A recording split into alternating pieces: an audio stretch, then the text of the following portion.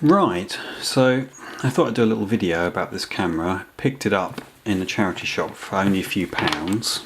I tested it as best I could in the shop, in like a thrift store, and everything seemed to be working, but I wasn't sure about the light meter, so I managed to kind of get it for a good price.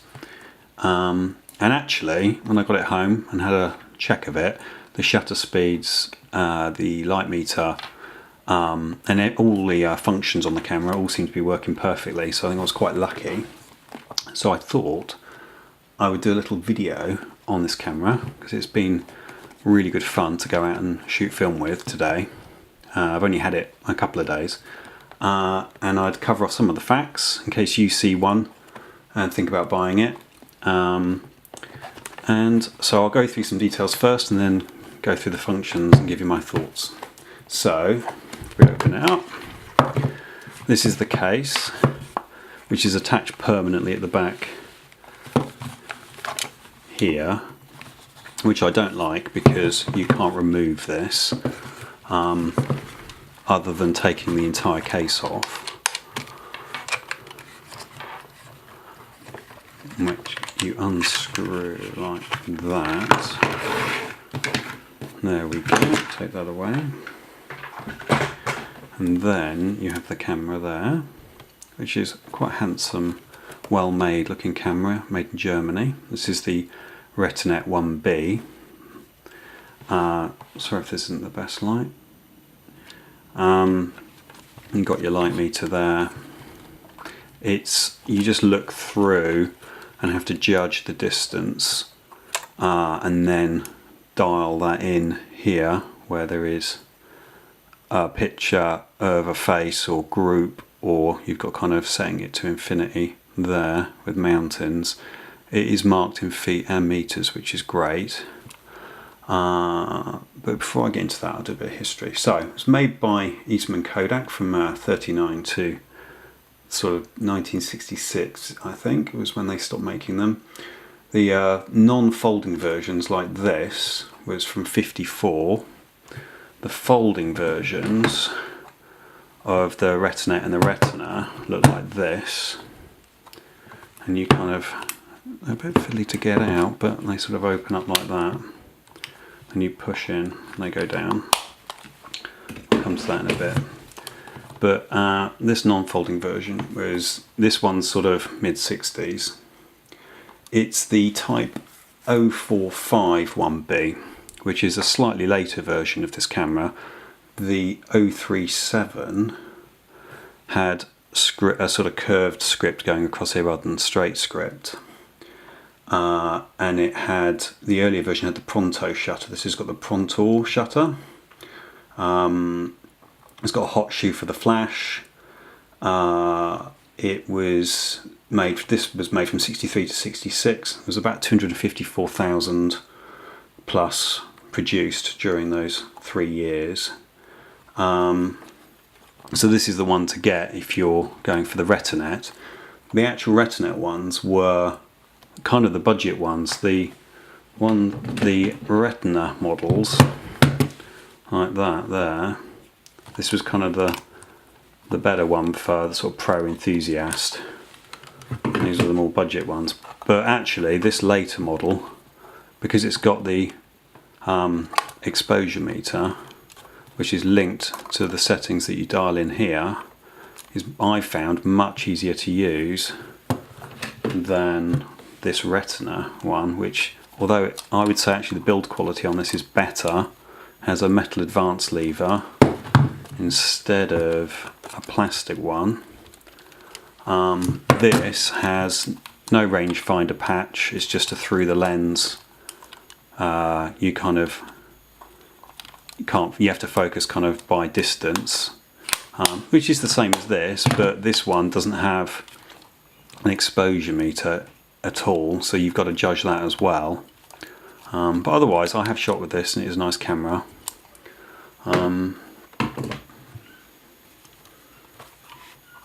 The B denotes that it's got an exposure meter. The A models didn't, so this is the 1B. Okay, so that kind of covers off all the background information on it. Let's get to the kind of fun bit. So What I found was that this was actually really good fun to take out and use. What I did is I managed to get hold of one of these, which is a little rangefinder accessory, and you put that in the mount there. Let's just get that on. It's quite stiff to push in, but you push that in all the way to the front, and when you look through there, the rangefinder works. You move that until the rangefinder shows you that that it's in focus. The sort of ghost image lines up. You know it's in focus. To say that you did that and it said it was 4.5 feet away there, then that made it a bit easier, because what I could then do is quickly on here, I've got feet and meters, that's there, so I match that to that, so I say okay, 4.5 feet there, and then I know it's going to be in focus. No, sorry, where was I? Thought the family were going to come barging in then in the middle of me recording a video, so I thought I'd better pause it for a second and check. Okay, yeah, so I put this on, the hot shoe. It meant I could use the rangefinder to work out how many feet away things were. It's obviously really easy if you're just focusing off to infinity. You don't really need to use that, you just scroll that all the way round to there. Sorry, this isn't probably a very good light. And then you know everything's going to be in focus, provided against this line here you've set your f stop, so it's on 2.8 at the moment, and you've got these little tabs here, and you kind of move that round and it goes up to f22, which you probably might not be able to see, but there's 22, f2.8 to f22 on this lens. It's non-removable, it's a fixed lens. So that's how you focus, that's how you set the f-stop. You've then got on here your shutter speeds from bulb, 15th, 30th, 60th of a second, 125th, 250th of a second, 500th of a second. So you set your shutter speeds there. What took me a while to work out was I've obviously got a set for the exposure meter, the ISO ASA on the camera, and how you do that is you can see there's an ASA there of 800, 400, 200, 160th all the way down to 12 or 12, and so what you do is you push in this little metal tab here, and then with that pushed in you move this around till, and there's a very tiny red dot right where my nail is, and you make sure that that is above. So I had it on 200 film today, but if I was to push that in, I could then turn that to 400 and use 400 film. I'll put that back to 200. Okay, so that's how you set that. That's how you set that. So then actually, it was quite fun to take it out and about, and frame up the shot, check the distance, see what it is there, dial that in there so it matches, have a look through, and the way that you know if you've got your exposure correctly is when you're looking through there, there's a needle that swings across the bottom like that. When it's in the middle, then you know it's going to be perfectly exposed. So what you tend to do is set your shutter speed first to say something reasonable like 1/25th of a second, something like that, and then if the needle's a bit too far to the right, you can just move this around between f2.8 and f22 until the needle centres when you look through there, and it's quite a nice bright viewfinder, and then press that, you wind it on like that, which is unusual because it's underneath the camera, but actually once you get used to it, it's really good fun.